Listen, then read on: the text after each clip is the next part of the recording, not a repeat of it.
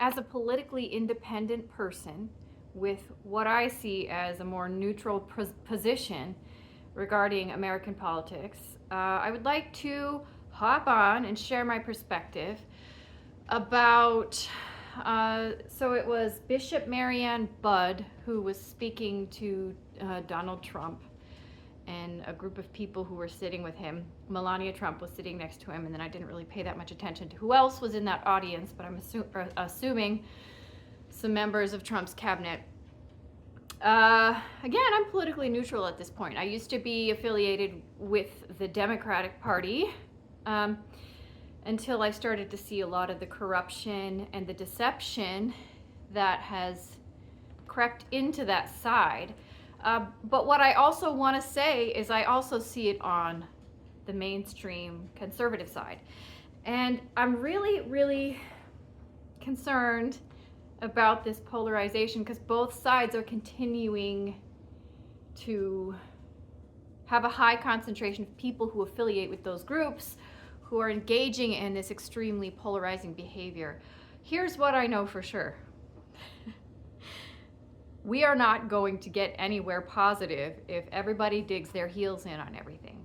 And I want to tell you guys something. Just because absolutely certain political positions have been incorrect on the Democratic side, and yes, I think there's a heavier concentration of corruption on that side at this point, does not mean that that corruption has not been on the conservative side in history.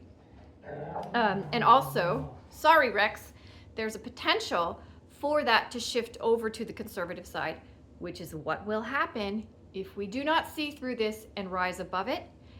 So I had started on like a spiritual journey when I was like 21. I read, so before that I had been like dabbling in different things, looking into different religions and not really feeling like any clicked, but working on meditation. Eckhart Tolle's book, The Power of Now, kind of led me on this journey of my own little unique spiritual path, which is how I think it's supposed to be. Everybody's is different. It can be unique.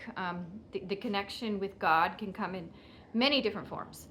But it's basically been a process of, and this is why a lot of my healing has happened. It wasn't through psychologists. It wasn't through medication being prescribed. It was disidentification with this form identity, this identity that was carved out by the people around me, the experiences that I've had, this hardened egoic shell, that's been kind of loosened up. It's more porous at this point. And that's why I think I was able to move into a more neutral political position. I'm really sorry about my dog. I don't know what he's doing in the background. But I want to continue to talk to people who will listen about this, about the importance of understanding that there's problems with this bifurcated political paradigm. And I've known for a long time, a lot of us know this, I'm sure you see this, this is a control mechanism. 2 arms is easier to control than 8 arms or whatever. You know what I'm saying? Like having these 2, Rex, please stop. He's doing something weird downstairs. Having this system, like I said, when people started to see through the deception on the conservative side, post-Iraq war, those powers that be, so to speak, just quietly moved over to the liberal side. Now that it's over there, people are seeing through it. They're going to quietly, I think they've already started, Jeff Bezos and Mark Zuckerberg being all buddy-buddy with Donald Trump. Plus, there's some other ones out there that I wouldn't be too surprised were a part of that globalist network, disguising themselves as just, you know, different types of podcasters or pundits or whatever, quietly moving, oh, look, we're with the good guys now. Well, be careful about that, okay? So with this egoic shell that I was talking about, that I had kind of started to see through, and it's more porous now. It's still there. I still have my moments where I do foolish things and stuff like that as a result of this identification with form. But I can safely say that it's a lot more porous than it used to be. And so this need to fit in, this desire to fit into a group is part and parcel with this form identity that people have in this physical experience. I do believe that our consciousness, some people like the word spirit, does exist beyond this experience. And I do believe in some kind of what you could call God, some kind of ultimate consciousness. I don't think that there's one way to get there. That doesn't work for me. But adhering to that form identity, you feel disconnected. You're kind of cut off from that source to God. And so people want to fit in with certain groups. So it reminds me of like sports teams, okay? So you have your Democrat or your conservative side and your liberal or Democratic side. Sorry if I goofed that up. I don't know. Words are a little bit difficult for me today. But so you have these two sides. And what a lot of people do, and much of this is on the unconscious level, it's groupthink. They want to fit in. Okay, most of what they're saying, I mostly agree with, so I better just agree with everything that they say on that political side. That happens. Okay, it's like with sports teams, and people have their chosen side, except it's a lot more dangerous. Because when we're talking about politics and legislators, we're talking about laws and real people's lives. It's not a goddamn sports team. It's a whole lot more serious than that. So seeing through this bifurcated system is how we can evolve and improve society. This has been going on. If you look back, and I'm not a history buff, but you can just see it, like basic knowledge of history. This political flip-flopping is just how it's been. You know, the power structure, when people start to see through one form, they just find a clever way to go to the side, you know, infiltrate the side that the people think that is going to liberate them. And it's just going to continue to loop and loop and loop until we destroy ourselves, is what I think. And so, because, yes, it's true, the powers that be, the deep state, whatever word you want to use for this nebulous force, this force of control over people, has moved over to the liberal side, at least in the United States, but seems like maybe in European countries that's the case too. And so people who see through that have gravitated toward the conservative side as if that's the correct answer. But what I want once again, reminder, they're just going to move over to the other side, which is what they've already started doing. Jeff Bezos, Mark Zuckerberg, I don't trust you guys. And then on top of that, so they move over to the other side. Also, that side is wrong about some things. Just because the conservative side is correct about there's plenty of things at this point in my life that I can agree with them politically that I never would have considered. But they're not right about everything. And the problem is they think that they're right about everything. And they dig their heels in, just like the other side does. And it's going to keep us trapped in this system. So Bishop Marianne Budde, I listened to the whole thing. And I thought it was very heart-based, very compassionate, trying to gently remind them to have compassion. Just because you don't understand, have compassion for the LGBT community. Be willing to maybe consider that, to see different angles, different aspects of it. Having reminders to have compassion for some of, so regarding these deportations. Maybe bring compassion into it. I do think that it's fair and it's true to.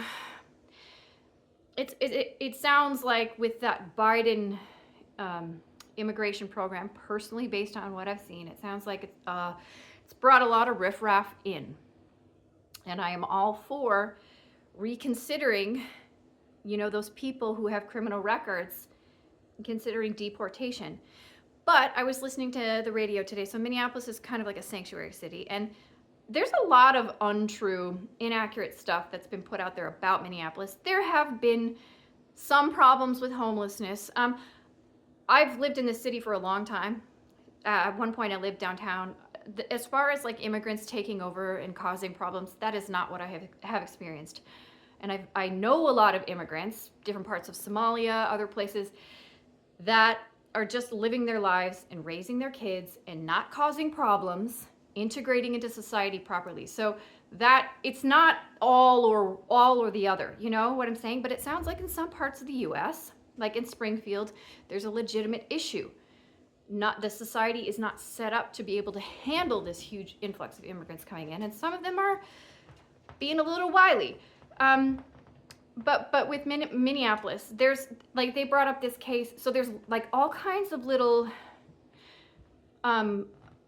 cases where it's probably not the right thing to do to not allow certain types of immigration to happen that are okay. So they brought up this instance where there were two kids whose parents had died. I can't remember. They were from some other country where there's a lot of conflict going on. And their only living family is in Minneapolis. And so they were all set up to be brought over. I don't know the details on the legal aspects of it, but to be brought to Minneapolis to live with their family. Their parents are both dead. And what I had heard on the radio was that with this new, these changes regarding immigration, those kids are now barred from being able to come over. So those kinds of special cases need to be looked at. Just doing a blanket, and maybe they will. Maybe they'll take those cases into consideration. But with this bishop who was talking to Donald Trump, she's talking about cases like that. Okay, not all of those people. And I understand we cannot have illegal immigration when we have these laws. But there are cases where there's loopholes and there's different things going on. So just bringing that compassion in. With that compassion is where that wisdom comes from. You can be a super clever, intelligent person without wisdom. Okay? And that's where problems, when it comes to this legislation and stuff like that, without that compassion. And that's all she was doing. This wasn't, to me, when I listened to what she was saying, it really wasn't political. But it sounds like people are making it political. There's a lot of nuance in these cases that is being ignored and is being, as far as like LGBT stuff, especially the trans stuff, it's being written off as all psychological nonsense. Not so simple. I believe pretty firmly that there is a physiological hormonal change that happened with these kids gestationally that needs to be studied. I will continue to push this because I really do think it needs to be looked at. And the problem I have with people who are just running with thank you, Jordan Peterson, for all the problems you've caused. Running with this whole, it's all this crazy Marxist ideology. That's not a scientific way to be dealing with this. And for somebody who is supposed to be that high, having that level of academic credentials, that's super unscientific and super dangerous to be pushing that kind of a message when it has not adequately been studied. The physiological aspect of this needs to be studied more before people start definitively saying what the cause of the rise in people being transgender is. Real people are affected here. Real people's lives are affected here. And the other thing I wanted to bring up before I close is this contradiction. So, with these two sides, people choose their sports team, go sports team, and with whatever side they choose, they will conveniently overlook certain hypocrisies on their side. I remember when, and it was even Trump who was on this whole train, about, Kamala Harris's dad is a Marxist professor, and that, wow, and all the conservative podcasters running with that bag. Well, today because Melania Trump, I voted for Trump. This is what I'm trying to say. I'm politically neutral. Okay? I don't make assumptions about what I think just because I'm not willing to go all on with the conservative side. But watching Melania Trump when Bishop Marianne Budde was speaking to them, which she was speaking very kindly, I could feel the compassion coming through her voice. And Melania Trump looked so angry. She looked so cold and angry. At least Trump's face kind of softened a little bit.